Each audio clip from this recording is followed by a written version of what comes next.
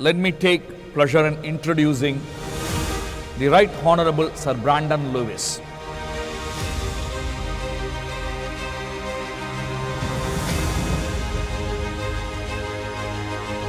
Because I tend to look at these things in a fairly pragmatic way, and people are going to do what they're going to do. And only one person controls how you react and how you feel, and that's you.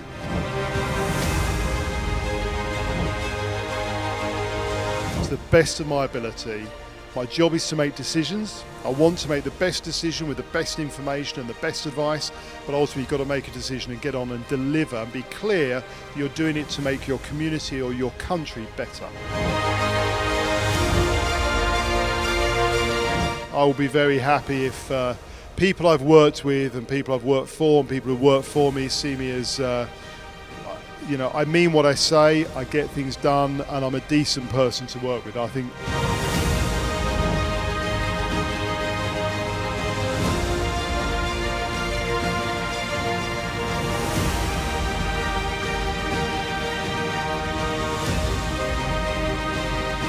Ladies and gentlemen, Your Excellencies, let me take pleasure in introducing the Right Honorable Sir Brandon Lewis, Lord Chancellor and Secretary of State for Justice between 6th September 2022 to 25 October 2022. Secretary of State for Northern Ireland from 13th February 2020 to 7th July 2022. Minister of State for Security and Deputy for Europe Union exit and no deal preparation from 24 July 2019 to 13th February 2020. Minister of State for Immigration from June 2017 to January 2018. Parliamentary Under Secretary of State and Department for Communities and Local Governments from September 2012 until July 2014. Minister of State for Housing and Planning at the Department for Communities and Local Governments from July 2014 until July 2016. Ladies and gentlemen, it's an honor to invite our guest to the Goodfellow Talk. Please join me in welcoming the Right Honorable Sir Brandon Lewis. Sir Brandon, clear vision and understanding of the economy has helping his spearheading many important policies for the UK government. His work and legacy was cemented forever when he was knighted in 2023 for his public and political services. It's an absolute honor to have you today with us, sir. Thank you so much. Thank you.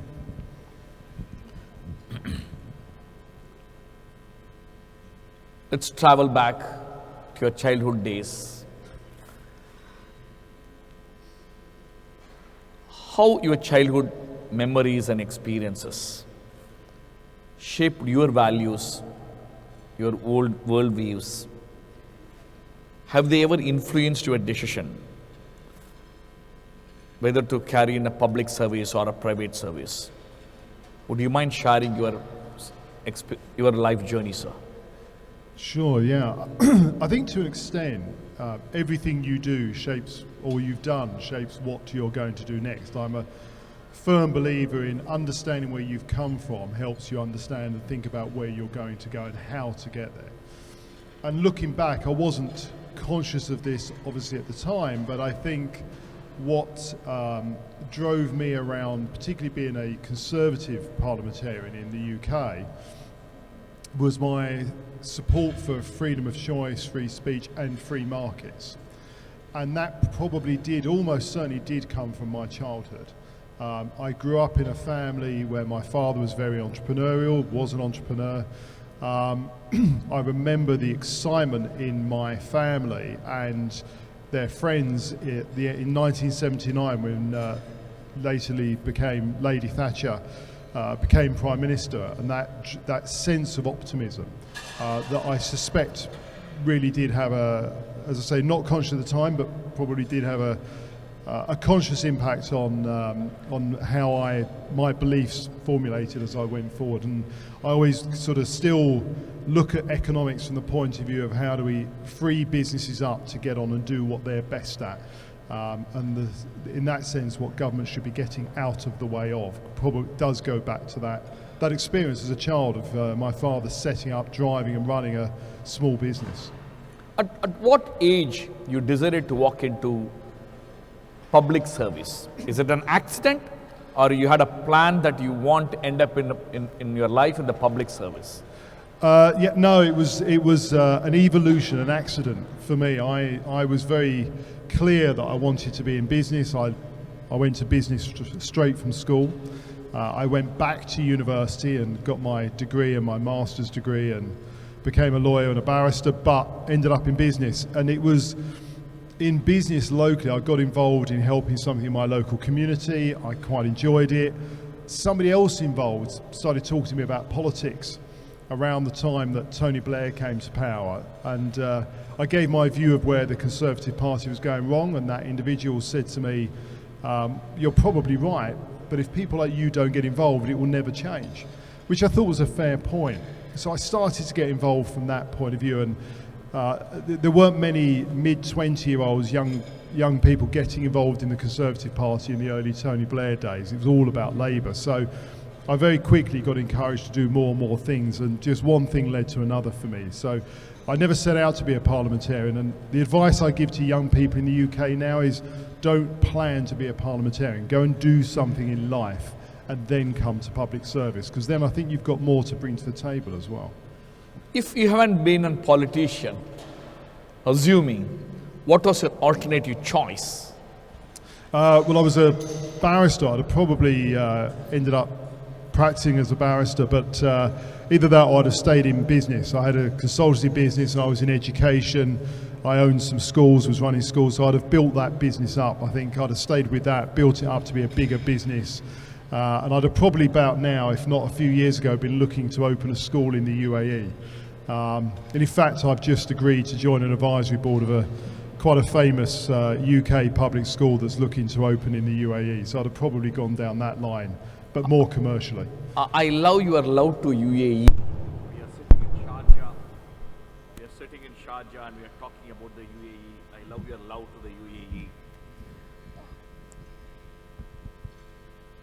Tell me what's behind this love for the UAE? Why UAE? What will make you to think you will open a school, or you will learn an education institutions, or you will be a part of an education? Yeah, look, I just think the UAE generally has a fantastic outlook about getting things done. One of the frustrations in government, one of the reasons I decided after 10 years of cabinet government was time for me to do something else, was you get to where you become more and more, I think, in Europe and the UK, and I think this is partly what's led to Trump in the US, frustrated with how slow and sclerotic things can be in cutting through bureaucracy. In the UAE, once it's got a clear vision for where it wants to go, it's got the ability to drive that and deliver on that. You know, I'm very proud to be a member of the board of VEON. VEON is a NASDAQ-listed telecoms company, but we are headquartered in Dubai. We are the largest NASDAQ business based in Dubai. A capital investment fund that I chair the advisory board for has just opened offices in Abu Dhabi. We will open in Dubai. And I'm proud to be part of that, because I think this is a region that's a phenomenal logistical hub for not just the whole of the Middle East, but Indonesia as well.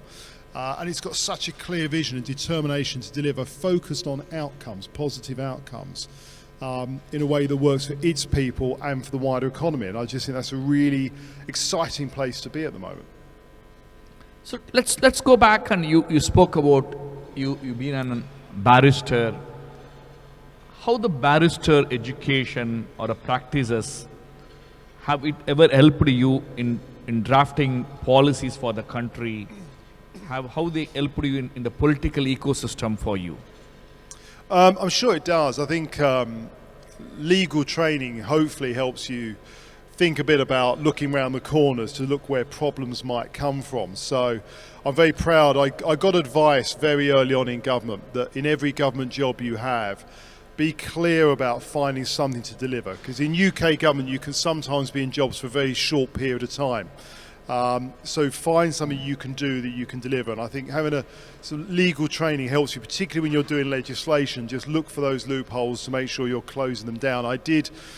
In 2016, I passed probably the largest piece of legislation that the government passed, certainly between 2010 and 2020, all about delivering housing. And actually, the new Labour government is about to pick up some of the work I was doing back then to get that done. And we did that because we were able to identify where there might be issues and how to close them off. So I think the legal training certainly helps with that, and in the UK system helps you learn patience around how to get things done and work with people to take them with you. That's the key thing, I think, in delivering in the public sector, is remembering that you are working with a voluntary sector effectively, and therefore you've got to work and take people with you. You can't just demand and tell people what to do. You've got to convince them, win them over, and take them on a journey with you, which is about outlining and showing them the picture of the vision you want to deliver at the end.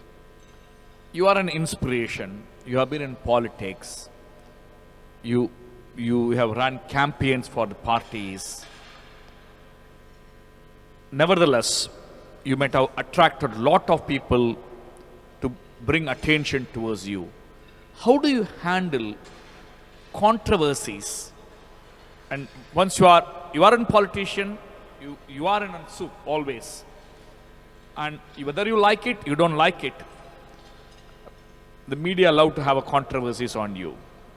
So how do you handle controversies on you when a situation of heat situation happens? How do you take it? How do you handle? Well, I think the first rule is to try and avoid them. I used to, when I was chairman of the Conservative Party, I always said to our new MPs and candidates and councillors, never go on social media after 10 o'clock at night or after any alcohol. That's a good start. But I think it's getting more difficult. I think the growth of social and digital media, the intrusion of the media and social media generally into people's private lives, I think, again, being a lawyer helped, because I tend to look at these things in a fairly pragmatic way, and people are going to do what they're going to do. And only one person controls how you react and how you feel, and that's you. The challenge, I think, is more for families. And I saw this. My daughter was very, very badly bullied just because I was a politician. And the impact that has on the family, I think, is a bigger risk. And certainly in the West and in the UK, I think that's going to have an impact potentially on the type of people who are prepared to move away from a potentially successful professional career to go into politics in the first place. And I think we've got to be very conscious of how we deal with that. I think it's going to be very, very challenging. Personally, I always took the view, I've got a job to do. I focus on doing my job to the best of my ability. My job is to make decisions. I want to make the best decision with the best information and the best advice, but ultimately you've got to make a decision and get on and deliver and be clear that you're doing it to make your community or your country better. Tell me one decision that you have made in your life so far that made you to feel proud, happy, feel good. The decision, well, actually probably wasn't a decision. It was my wife's decision to marry me. It was probably the best thing. That's that her ever decision. happened to me. That's her decision. That's her decision. I'm yeah, asking about your decision. My decision was to build up the courage to ask her, I suspect. But but in politics, I think it was probably. I'm very proud of a lot of things I've done. I was very fortunate in some ways to be the Lord Chancellor when I was the Lord Chancellor, because the Lord Chancellor in the UK is the oldest constitutional role. It's older than Prime Minister. It goes back to Edward the Confessor. So when we lost Her Majesty the Queen, I was the Lord Chancellor sort of leads that work in government, and I was the government minister. And if you get bored, you can still see this, I think, on YouTube. But I was the one who had to sign all the paperwork for the accession meeting to make King Charles the king. That's a really special thing. 'Cause for generations to come, my family name will always be on that document. And I, as a big royalist and supporter of the family, I was very proud of that.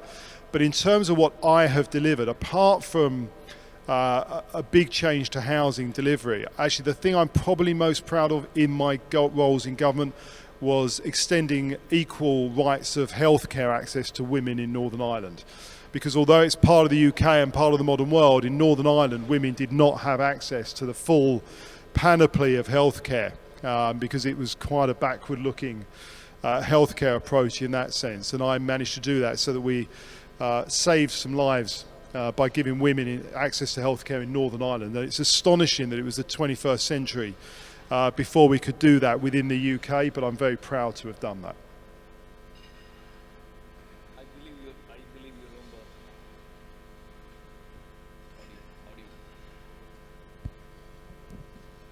Mic. I think this. Check. Yeah. So I believe you remember we, in the month of May, we had our last conversation one day before you are walking out of your political post in London. That day, we had the conversation about UK launching a sovereign wealth fund. And you have been a visionary, you have been advocating that UK need a national sovereign wealth fund. And you also headed the all-party parliamentary group for setting up the sovereign wealth fund. So I want to cover one step in that space. You've seen sovereign wealth funds of all the Middle East. You're also now talking about a sovereign wealth fund of UK and the democratic countries. Tell me, what is your perspective? Where should the sovereign wealth funds actually focus? And what importance will make a real great change in the sovereign wealth fund space? Yeah, and I remember that fabulous event at the Guildhall in London last year with the packed room, and I was very fortunate to be there at your invitation, and a big supporter of sovereign wealth funds and the Sovereign Wealth Fund Institute actually is the now Lord Mayor of London, Sir Alistair King, who's a good friend of mine and of sovereign wealth funds generally. And he made the point, and I firmly believe, look, with hindsight, I think the UK made a big mistake decades ago not setting up, when it could have done potentially, a sovereign wealth fund. One of the things I looked at when I was you mentioned earlier on, in your introduction, that I was a Minister for Local Government in the United Kingdom. That gave me, at the time, responsibility for a thing called the Local Government Pension Scheme, which is worth several £100 billion. One of the things I looked at doing was restructuring that back in about 2014, to model it on the model of a family office and a sovereign wealth fund, so that it could become the closest thing the UK could have. Because although it's worth several £100 billion, it's split, or it was split between about 98 different funds. So it devalued its ability, particularly to invest in infrastructure. So I was looking to do that, but the system in the UK and the fact that we had a general election in 2015 and I got promoted away from that job meant that didn't happen. What we did do was create 6 common investment vehicles, the idea being that all of those funds would become part of the 6 and then gradually deliver that way. So I've always been of the view the UK should be looking that way. I also think the UK should be going out of its way to make sovereign wealth funds and family offices see the UK and London as the obvious place to have a base or their key base, because we've got the rule of law, we've got the logistical position in the world and the time zone. It works really well, and I don't think we have done anywhere near enough in the UK to attract that. And that's opened up a possibility to other areas. And I think we were talking over lunch with Omar as well about the fact that the UAE itself, and particularly now, if you think about what's happening in Abu Dhabi and across the UAE, that drive and that determination to attract sovereign wealth funds and family offices has really taken off. And that's good for the wider economy, because all of these funds spend money and do things. And when I look at the investment fund that I chair the advisory board for, we look at things at having a global spread. We like to own and run and deliver businesses that make a difference in their communities, businesses that matter, at letter one. And And I think when you look at that, it comes back to the conversation that one of my colleagues on the panel yesterday mentioned. You've got to go a long way to look past the opportunities of infrastructure. When you look at what's happening around the world, too many countries, particularly in the Western world, in Europe, the UK and the US, have not invested enough in infrastructure over the last few decades. And so there's opportunities there to look at how we invest in infrastructure in a way that is commercially viable. And I think and it also gives you a real asset, a physical asset, which people like to be able to look at. So I'm a big fan of infrastructure, but I'm also a huge fan of real estate and housing. And there are massive shortages in large parts of the world now where there's big commercial opportunities. So I'm not so much, my background's not so much in financial markets, but infrastructure and housing is certainly an area I think is still an exciting opportunity for investment. Let's talk about a cause. You have been associated with various causes. Let's talk about few of the causes which are very close to your heart, where you are spending time. Explain me some of the causes where you are spending time purely with the purpose of impacting, touching people's life, or protecting the planet, or making sure you live a better world for others. Let's talk about those causes which are all close to your heart. No, look, I appreciate it. And, I've been fortunate over the years to do some charity fundraising, usually aligned to trying to lose weight. So marathons and triathlons and things have helped me keep my weight under control, but at the same time raise money for charitable things. And there's two areas that have always interested me. One is for underprivileged and deprived children. I'm a big fan of how we can use education. I think is the biggest economic growth opportunity. The best thing for social mobility is education. So ensuring that children from all backgrounds have access through education. And one of the things I'm very proud of that I think Vion does very well by extending access through digital technology to people in rural and underprivileged communities across areas in Pakistan and Bangladesh, opens up education and business opportunities for people, and I think that's a really key thing. And also the other area, and I think very few of us in the world now haven't been touched in our lives to a member of our family or close friends who haven't been affected by cancer. So I've always had an interest in what we can do, not just on the charitable side, but also on the health side more generally. And again, the investment fund I work with has got a big health division that, so that area about how we improve health and awareness and understanding of what we can do to improve our own health can help, but also what we can do to help others and make healthcare and cancer support more available and advance more quickly to the benefit of all, I think, are the two areas that I would focus on. You said that you don't come from a formal financial education background, but you have been always on the hot seat of drafting policies or redefining the financial ecosystem. Given a chance of that you can go and change something in the global financial system, or you can redesign the global financial system, what would you like to do? Why? Oh, that's quite. Look, my honest answer is I don't know. I think if you look around, my view with things like this, when you're looking on a macro scale of government, I think too often, and this is one of the risks that we as politicians often fall into, is looking for something we can do that is a silver bullet that will deliver a good press release to make a big difference and change everything in one go.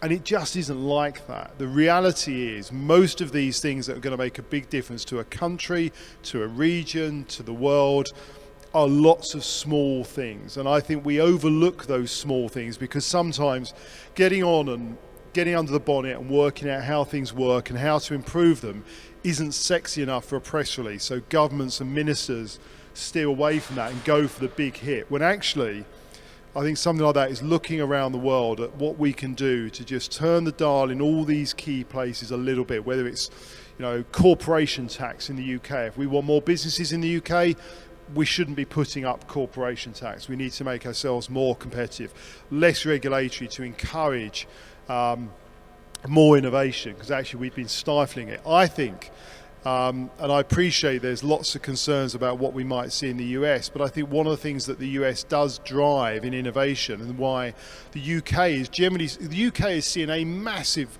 wealth exodus. I think we're number 2 in the world last year for the loss of millionaires in the world, and they've gone predominantly to the UAE or the US. And tech generally is going to the US because they can see an ability with a different regulatory regime to push the boundaries, to test things and to do things to really drive innovation. And I think if you look around the world, if we want to see more innovation, if we want to see lives improve, we need to be encouraging innovation. And that just means making the regulatory environment more fluid and less rigid to be able to facilitate that. You actively participated in the Europe Union and UK relationship. You spent whole part of your life in UK. You have been always on the policy side of looking how the Europe Union and UK can operate. His Highness, the Crown Prince of Saudi Arabia, keep on reinstating the GCC, the Middle East is going to be the future Europe. What should the GCC region should do to become the new Europe of the world? First and foremost, do they want to be, is it good to be in good Europe of the world? Current Europe, in my opinion, is a different Europe, what the Europe used to be 50 years back. Yeah. Do they want to be? If they want to become the 50 years back Europe, one of the powerful Europe in the world, what should they do? Well, I think from the European history and experience, there are good lessons. So I'll give an example. I was in the UK. I supported the Remain campaign to stay in the EU. My view was the EU is not perfect, but it's a very big trading bloc. We should be part of it, but we should be reshaping it. I still feel it needs huge reform. So I thought I was a Eurosceptic, but I was never supportive of leaving the EU. It was after the Brexit vote that I became, as a minister, I was involved with the European Council. I was involved in negotiating the security deal with the EU because I was National Security Minister and Immigration Minister has border security part of it. And the more I saw of how the EU worked, I understood why a lot of my friends in politics who had been in Brussels were supportive of leaving the EU. So my advice, I wouldn't overreach to advise the GCC on what it should. I think it's doing a phenomenal job about how it's growing and delivering a fast-moving and very swift and nimble economy. But what I would say, the big lesson from the EU is do not allow itself to become overdriven by regulation and bureaucracy. So one of the problems in the EU is the way the European Commission works. So I can remember sitting around the table with European ministers discussing a particular topic where we all agreed on a particular way forward. There was a gym, and that was good because you share best practice from your own countries. But then the EU Commission picked that up and spent 3 years developing a 600 or 1200 page report that then takes another 2 years of debate, and 5 years later you're thinking about making a decision. The strength I think the UAE and the GCC area and region have got is the ability to move swiftly and drive decisions and get things done. And I would be cautious of losing touch with that. I think the excitement and the interest in this part of the world is the ability to get things done at speed. And Europe lost that a long time ago. And that desire to regulate, over-regulate, have a rule for everything, codify everything in the EU makes it very difficult to innovate, and I think the EU is suffering from that at the moment, and that's why you are seeing the EU really struggle to see any kind of exciting growth across its economies. How do you perceive success? So how do you perceive success? Your personal view on success, your personal success, how do you perceive it? How do you look at it? What do you mean by success for you? I always say it's a good thing if you can go to bed at night confident you've done the right thing for the right reason. Coming back to your earlier question about how do you deal with the media or others not liking what you do. If you're making decisions, you can't keep everybody happy. You know, the best way to keep everybody happy, which is part of the problem I think the EU and the UK have suffered at times, is not make a decision, because then you don't upset somebody. So, you know, make the best decision you can, do it for the right reasons, and move on. And if your family are healthy and you're doing things that you are doing for the best reason of improving your country, your community, your business, whatever your community happens to be, then I think you're in a pretty good place. And that's all we can do, I think, is ultimately is your family, whether it's your business family, your community family, your direct blood family, do the best thing by them, and then you're in a pretty good place. How do you want yourself to be remembered? By the people who worked with you, or people who follows you, or people who get inspired by you? How do you? Mahatma Gandhi is remembered by Ahimsa. Martin Luther King is by the equality. So every global leaders has been remembered by some other way. So I see you because I've seen, spoken to you. In my way, you are a great statesman.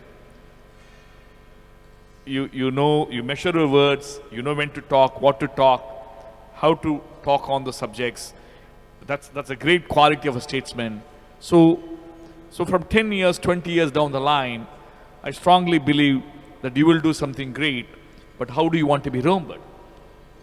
I wouldn't presume for a moment to be anywhere near the category of some of the great historical figures that you've mentioned. And look, in the short term, I'm in this slightly weird position. Having been in politics a fair while, I've now got a leader of the Conservative Party and a chairman of the Conservative Party, and about half the shadow Conservative Party cabinet used to work for me in one job or another when I was in the senior roles, and that's what kind of happens in politics.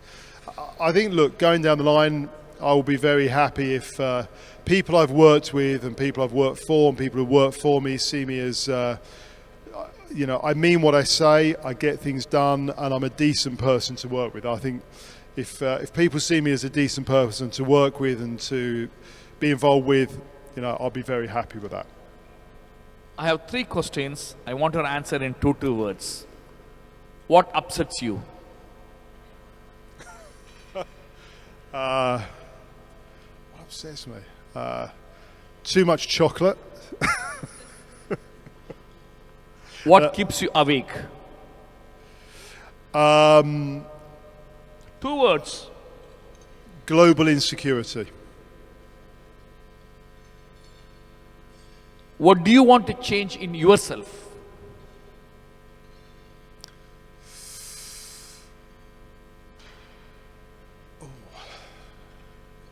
Resist the chocolate. Ladies and gentlemen, let's say thanks to a sweet person who loves chocolate. Thank you, Sir Brandon, for sharing your wisdom and knowledge. Thanks for being sweet to us. Your stellar work as a policy maker serves as an inspiration us to all. It has been a pleasure and privilege to have you on a Good Talks. Ladies and gentlemen, please put your hands together for the Right Honorable Sir Brandon Lewis. Thank you.